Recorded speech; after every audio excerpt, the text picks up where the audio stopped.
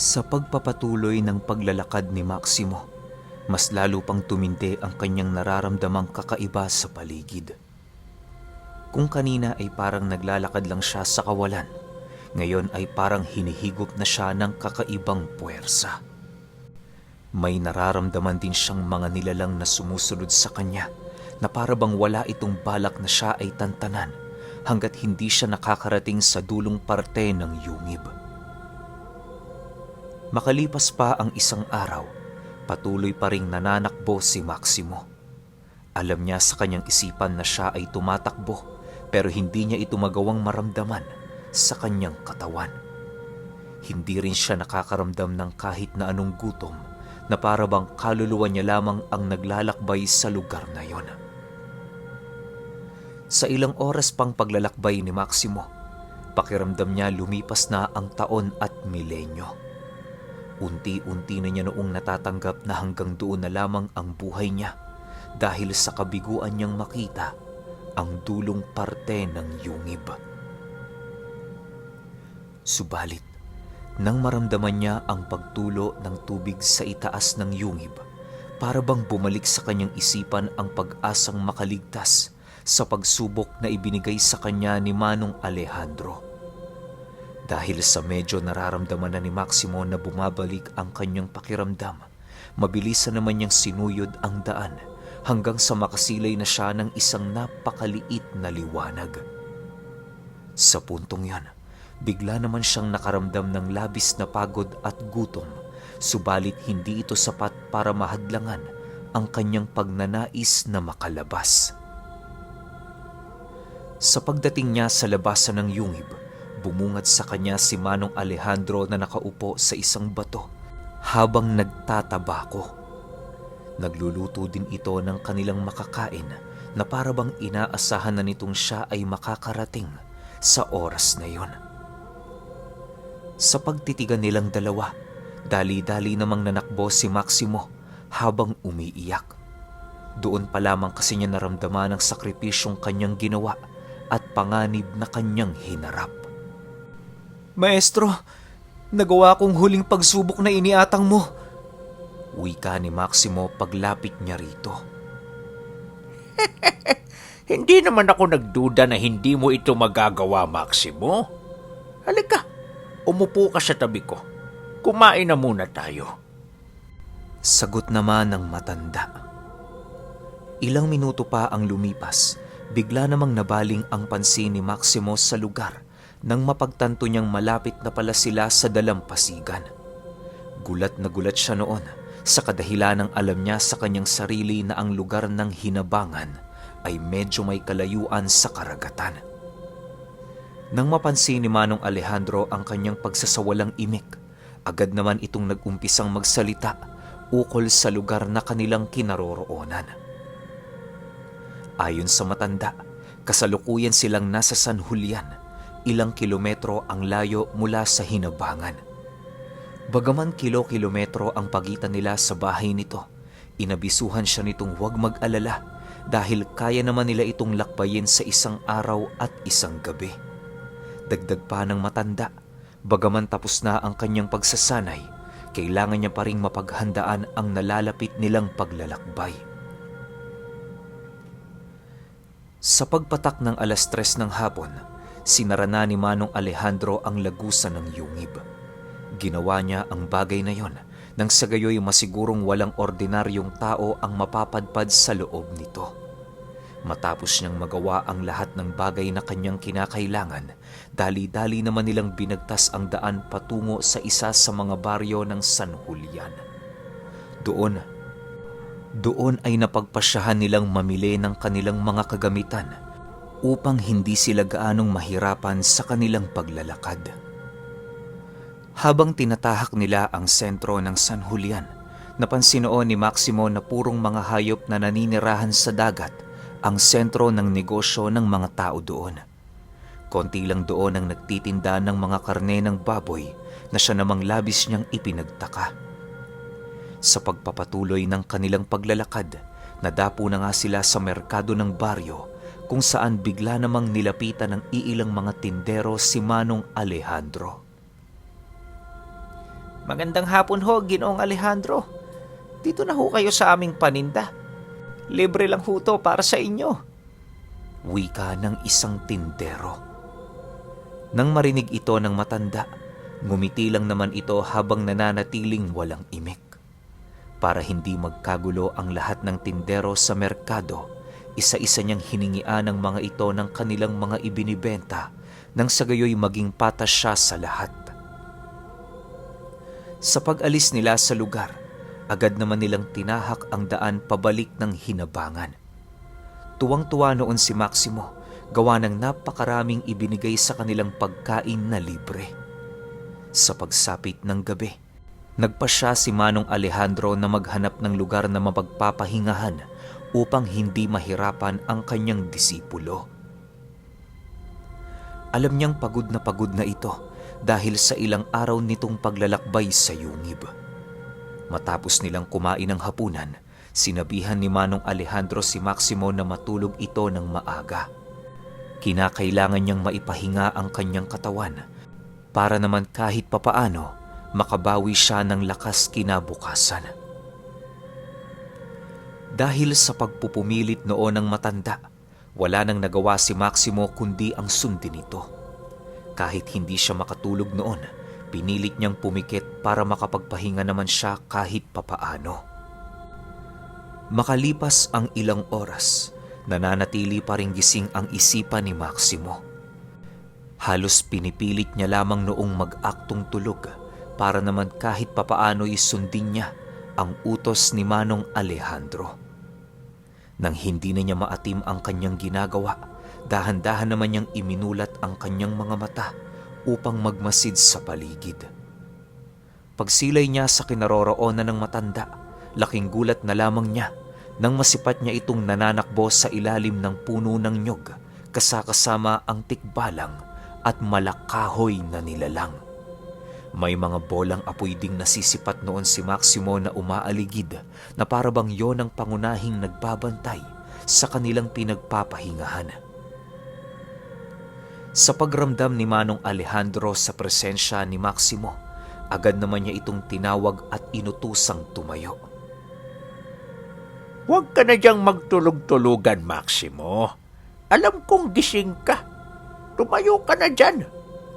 Wika ni Manong Alejandro habang nakatingin sa malayo. Nang marinig niya ang sinabi nito, agad naman siyang tumayo at nagmarahang naglakad papalapit sa kanyang maestro. Sa pag-upo ni Maximo sa katabi nito, agad naman siyang kinausap ni Manong Alejandro ukol sa mga bagay na kanyang naranasan sa loob ng yungib. Kumusta ang pakiramdam mo, Maximo? Ayos ka na ba? Pansin kong kanina ka pa aligaga at hindi mapakali. Wika ni Manong Alejandro. Ayos lang naman ako, maestro. Wala naman hong nagbago. Pasensya na ho kayo Medyo naninibago lang ako sa mundo. Sagot naman ni Maximo. Matapos nitong makapagsalita, bigla naman itong humiga sa damuhan upang pagmasdan ang napakagandang paligid. Hinayaan lang naman ito ni Manong Alejandro, gawa ng nauunawaan din niya kahit papaano ang reaksyon ng kanyang disipulo. Ayon sa kanya, normal lang ang ganoong asal ni Maximo dahil sa loob ng 3 araw niyang pagsasanay sa loob ng kuweba, naunawaan niya ang pagpapahalaga sa buhay ng mga nilalang at sa lugar na kanilang ginagalawan. Dagdag pa niya, magiging ganoon ang pag-uugali ni Maximo hanggang sa tuluyan na siyang tumanda.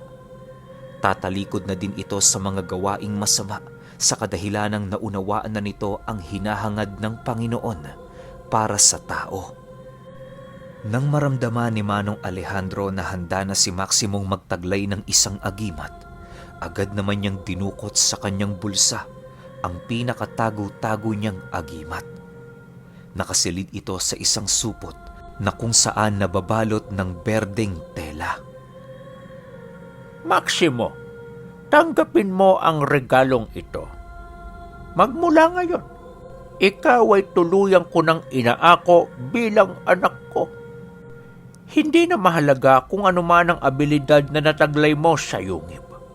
Ang mahalaga, ikaw ay nakapasa sa aking pagsubok.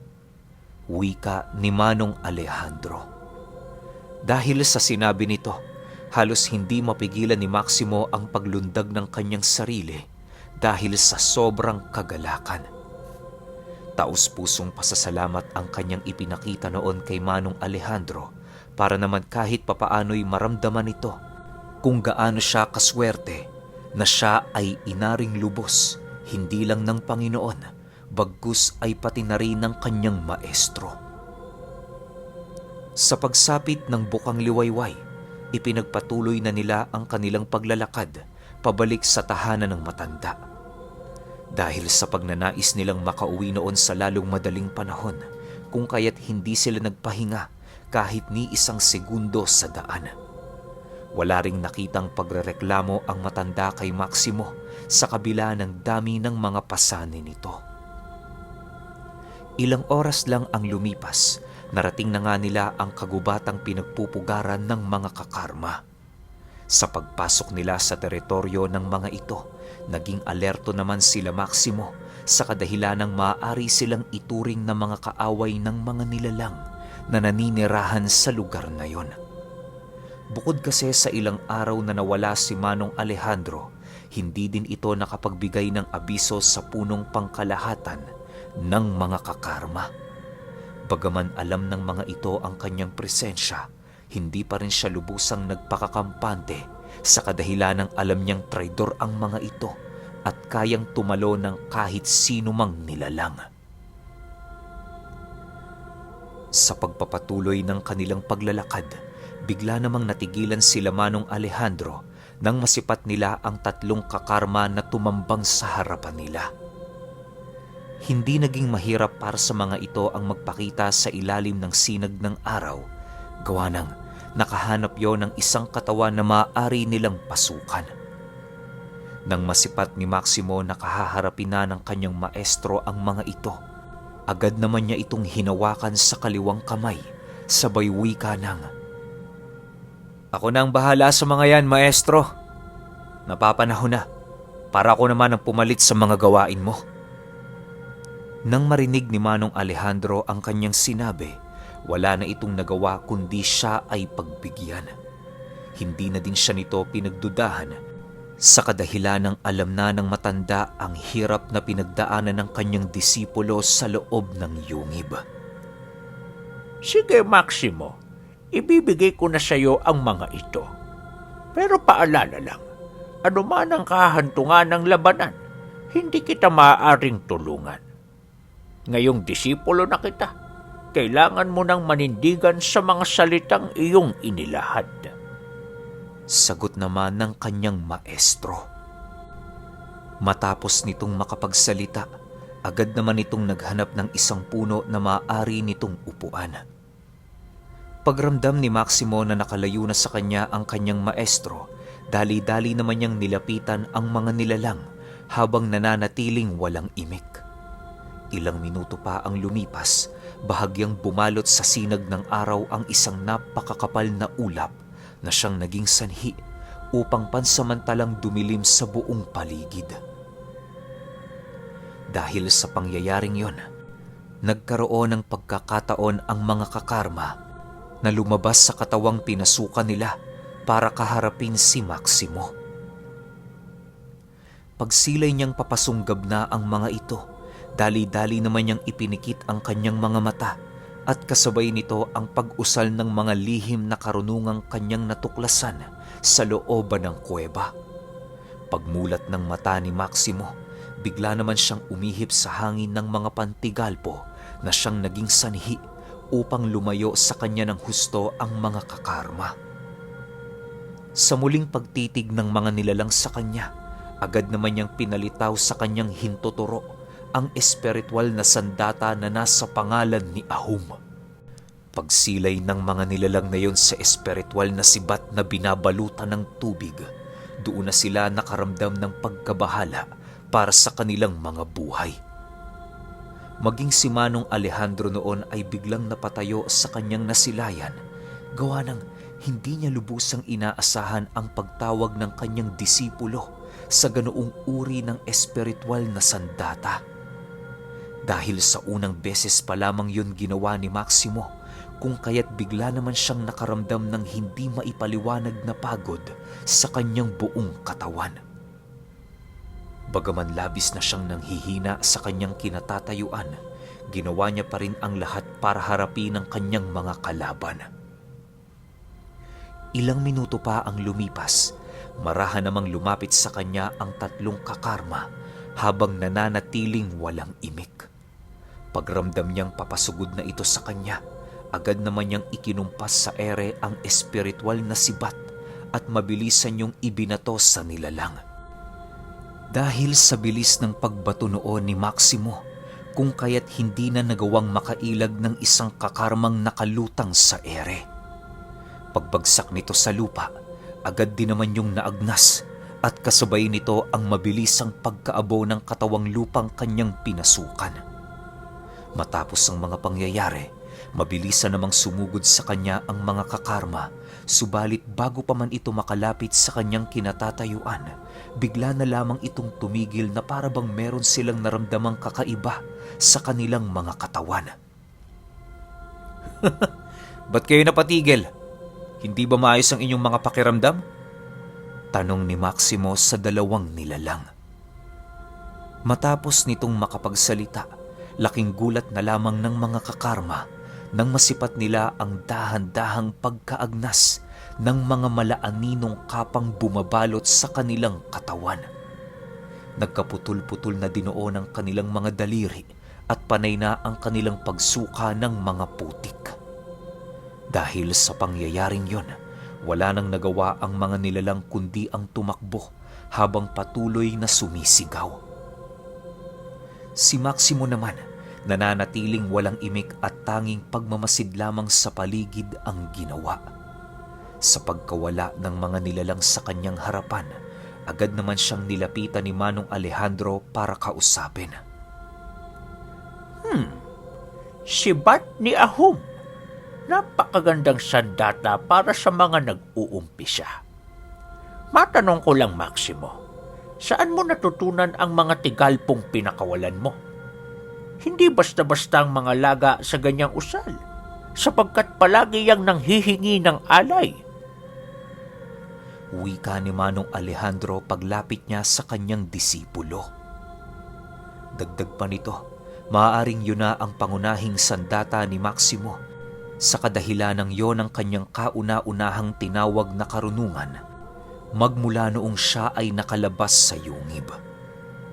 Nang marinig ni Maximo ang sinabi nito, napangiti lang naman siya sa harapan ng kanyang maestro habang sumasagot ng, "Hindi lang ho sibat ni Ahum ang natutunan ko. Marami pa ho, maestro. Maging ang aral ni Longhino at ni Arkanghel, kabisadong-kabisado ko na rin." Matapos makapagsalita ni Maximo, agad naman niyang pinalaho ang sibat upang hindi na mapagod pa ng husto ang kanyang katawang lupa. Sa pagpapatuloy ng kanilang paglalakad, narating na nga nila ang tahanan ng matanda. Pansamantala muna sila noong nagpahinga bago isaayos ang kanilang mga kagamitang daladala sa kanilang ginawang paglalakbay. Kinahapunan, habang nagpapahinga si Maximo, nagpasya siyang tumungo sa kabilang ibayo. Hindi naman siya noon pinagbawalan ng kanyang maestro dahil sa wala naman siyang iniwang gawain.